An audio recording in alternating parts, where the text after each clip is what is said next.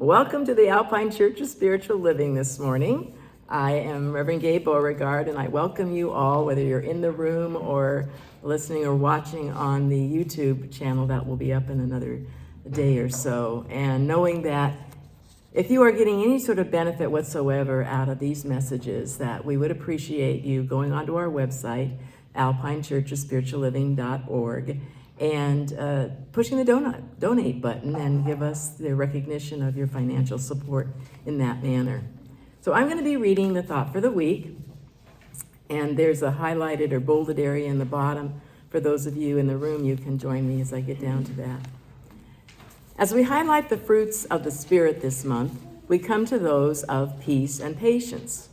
It has been said that peace is being okay with the process of life. In other words, we aren't fighting what is, but live in acceptance. I think peace is something our souls eternally long to experience. Believe it or not, being at peace is a choice. In every moment, we get to choose our response and reaction to life's events. If a disturbing situation arises, we can look at it to determine if there is something we can do to change it, and if there is, then do it. However, if there is nothing we can personally do, then accept it for what it is and move on. The fruit of patience goes hand in hand with peace. Patience does not come easily for me, and I suspect that's true of lots of people. There's a joke that said, "Lord, give me patience and give it to me now." Our egos want what we want when we want it. I remember a few years ago, our church was going through a move, and we were searching for the right and perfect place to meet. I coined the phrase at the time, "It will come in spirit speed." Spirit speed can be incredibly fast, or it can come at a snail's pace. We just kept our intention alive and active, and sure enough, all the pieces fell together in perfect order and timing. As you go through this next week, be close to Spirit and trust it. Let go of worrying about what ifs and only ifs. Let go of fear, anger, and resistance to what is, and instead, place your focus on taking a deep breath and allowing what is to simply be.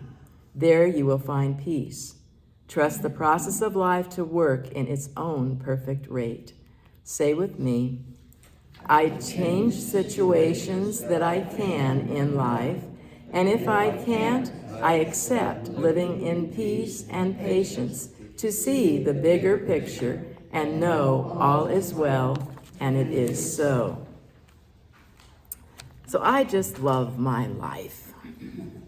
As I have been preparing for these Sunday lessons, inevitably I get to practice what I preach. And literally after I wrote the thought for the week that we read, that was on a Monday.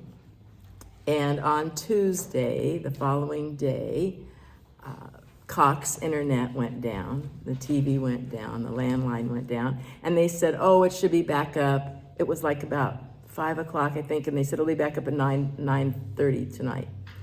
Well, it didn't come up, and so you call, what's going on? And they said, oh, they troubleshooted things. And as it turns out, well, they couldn't troubleshoot it, so the technician has to come out. Okay, that's fine. Next Monday, 3 to 5 p.m., the technician will be there. That's like tomorrow. So I haven't had the internet, TV, all these things for the whole week. And very interesting that I get to practice patience and be at peace with this. As I put in the thought for the week, though, and I think this came from the Buddhists. I think it was Dalai Lama, when we were going through some of that information before, that said, or maybe it was Thich Nhat Hanh, one of those guys, said that what I put in there, if you can do something about it, if something's coming up and you can do something about it, then do it. You shouldn't need to worry about it then because you can do it. And if there's something you can't do anything about, then just let it go. If you can't do anything about it, let it go, okay? So I thought I have to get creative because I really needed to have the internet to get some things done.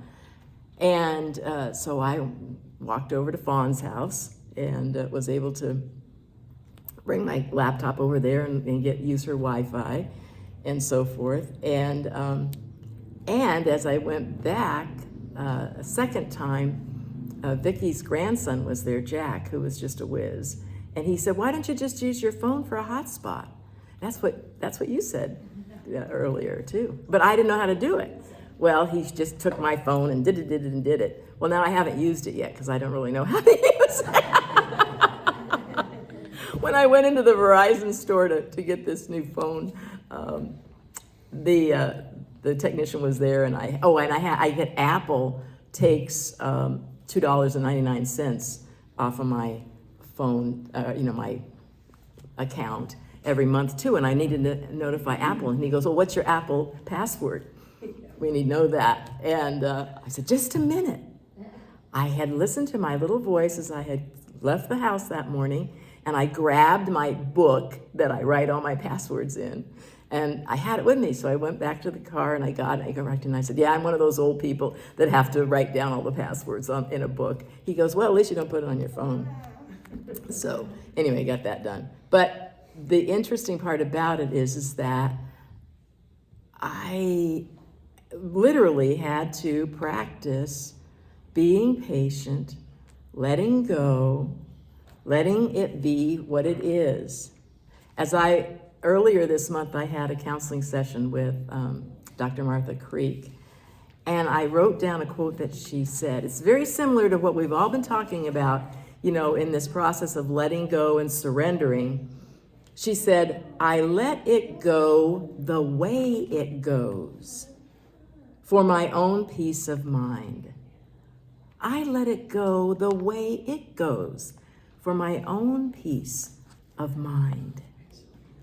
I thought, how settling is that? How peaceful is that I can just accept what's going on? I have been actually bringing back out my dog-eared welcoming prayer. Do you remember that we were working with this a while ago? Welcome, welcome, welcome. I welcome everything that comes to me today because I know it is for my healing, or I put in parentheses, liberation. I welcome all thoughts, feelings, emotions, persons, situations, and conditions. I let go of my desire for power and control. This whole next section is all about letting go of the ego, that is separate egoic self. I let go of my desire for affection, esteem, approval, and pleasure. I let go of my desire for survival and security. I let go of my desire to change any situation, condition, person, or myself. I open to the love and presence of God and God's action within. Amen. I believe that, I believe it and I know it from my own personal standpoint, that we are all spiritual beings living in this earth plane by our choice, not necessarily by our conscious choice of knowing when and how we're going to be leaving the earth plane per se, but that we are here, I believe, to grow and evolve and to experience more of what we are, which is whole, complete, and perfect, right? We are given lessons to learn so that our spirit, our consciousness can evolve and grow beyond the level perhaps that we came into this experience at. So we have opportunities to have relationships with people. I think relationships are probably one of the best learning tools that we have in this life because they give us the opportunity to grow and the opportunity to give. I believe that's what life is about, is of giving ourselves, our wholeness of what we are. Accepting living in peace and patience takes looking at life from a bigger picture. It takes stepping back, not living in the iota moment of what is happening, but letting and allowing this perfect spirit that is everywhere present, including each and every one of us, to let it do its work. As we're continuing to read the wisdom of Hawkins, there was a statement that he read, and of course I've been popping all around in the book and I couldn't find it, the exact wording of it, but what he's talking about is the fact that this world is perfect. Perfect, just the way it is. And, all of us would, immediately argue with that. What do you mean, how could it be perfect? Look, there's wars and there's tornadoes and there's all these disasters and all these things. But he says that it's perfect because each and every one of us, as the individualized expression of the wholeness and the perfection of God, is on our own path, at our own pace, and what is happening for and through us is based on our growth opportunity, is based on our own consciousness. Because what we are experiencing in life, we can either have the benefits or the consequences of our own consciousness. It's nothing to be judgmental or shameful about or anything like that, but we are all innocent. We are all just trying to do our best that we can, coming from the level of consciousness that we have attained or achieved or experienced. So we let go of the judgment, of the shame, of whatever, that I should have known better. How could I have lost my debit card and my Costco card at the same time? We recognize, that's an opportunity for me to respond in a way that makes sense, in a way that can provide my growth, that I can learn from. I'm going to make sure that when I put it in the pocket, it's in the pocket. I've been reading Richard Rohr, and one of the things I wanted to point out before I say that, though, is that remember to take away judgment, not just of yourself, but of others. Because you can't assess. I love it. I think Richard Rohr actually said this, is I don't know. To have the response, somebody does something that's cuckoo, you just say, I don't know. I really don't know. I don't know why I lost those cards. I don't know. Period. And Martha says that too. Put a period on it. Don't put a comma and add more things to it and add more drama to the life. Just say period. I don't know. Well, I was reading Richard Rohr, and I think this segment, it's a daily writing that he did. And I think it really is pertinent to our message today, so I'm going to read it. It's entitled, Exodus is the First Biblical Metaphor. Now, Richard Rohr is a Catholic priest who has studied the scriptures a lot, and amazing information that the guy puts out. So he says, the Hebrew people entered the desert feeling themselves to be a united and strong people. You'd think that perhaps they would have experienced greater strength as they continued, but not so. They experienced fragmentation and weariness. They experienced divisions among the people. You remember, I'm sure you remember the story of Exodus, hopefully. And they were not the people they thought they were. The Jewish Exodus is a rather perfect metaphor for spirituality. When all of our idols are taken away, that means our egoic things that we want, all our securities and our defense mechanisms, we find out who we really are. We're so little, so poor, so empty, and a shock to ourselves. But the biblical God takes away our shame, and we are eventually able to present ourselves in an honest and humble form. Then we find out who we really are and who God is for us. And it is a more than enough.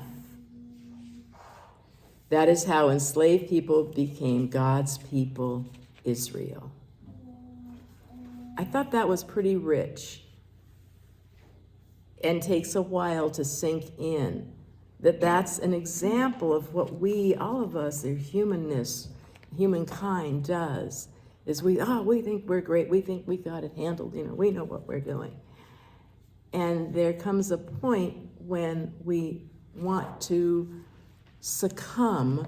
We want to acknowledge that there is a higher power that is working on my behalf when I work with it and not separate myself from it. The people became honest and humble. They weren't conceited. They weren't saying, hey, I got it all handled. They were not ashamed, just open and willing. You find out who you really are and who God really is for us, and it's more than enough. I was going to ask you, Peter, and I forgot to do it this morning. I've got a song from Bethany, and it's called "It Is Enough," and I love the song. No, don't even go there. I can do it. No. I shouldn't have even mentioned it, huh? Because this is a computer geek, and I can do it all. I put it in the wrong bowl. It's okay. But I love her song, and I'm going to try to see if I can sing some of it. It is enough to know, it is enough to know, it is enough to know that God is love. It is enough to be here in this majesty. It is enough to be here with God. I rest my weary soul beside these still waters. It is enough to know. I alone can never hope to understand this mystery. It is enough to be. We are living in this majesty, in this kingdom. And if we can just acknowledge that, be happy in it. Know that we're in this Garden of Eden of our own choosing, of our being in it by our own choice. When we let down our defenses, when we let down our ego, and let God, Spirit, love, that loving energy guide us. So as we talked about a little earlier, we had our Martin Luther King choir concert last night. And some of you came to it. We listened to one of the songs. You're going to hear another song from the CD a little later. The Joan Kroc Theater, somebody said, was about 2/3 full. Maybe about 300 people or so were there. And I feel so privileged to be part of this group. I wish I wouldn't do that. So I know the director, Ken Anderson, who I've been in the group since about 9 years now or so, something like that. And I knew that he had just been given some sort of an award, some recognition for something. We were invited to go to this, presentation. I didn't go. But one of the other leaders, directors of the group got up and was explaining all the different ways that Ken has taught music and singing and keyboard and all of these things throughout his life and all the different schools that he's taught at. And then she asked him for the amount of teachers that he was up against, I guess you want to call it, the group, the number of teachers that were in the vying for this top recognition that he received. I don't think I misunderstood him, and maybe a few people did. Didn't he say there was 1.8 million? 1.8 million teachers, and he was ranked number one of all of them. I didn't hear it wrong, did I? 1.8 million, and he's the top notch of them. And it doesn't surprise me, honestly, because I will share with you, and this is kind of personal, but I'll share with you about 3 weeks ago. This is what I texted to him.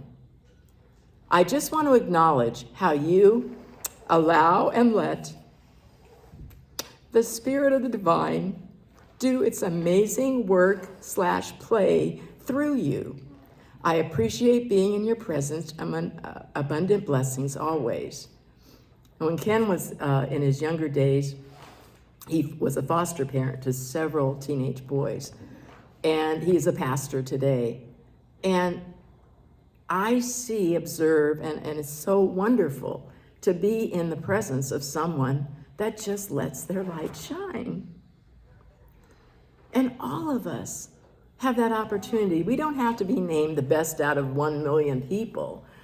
We just need to be the best of what we are, to let our individual light shine so that we can experience and taste that sweet fruit of the Spirit that is always available to us.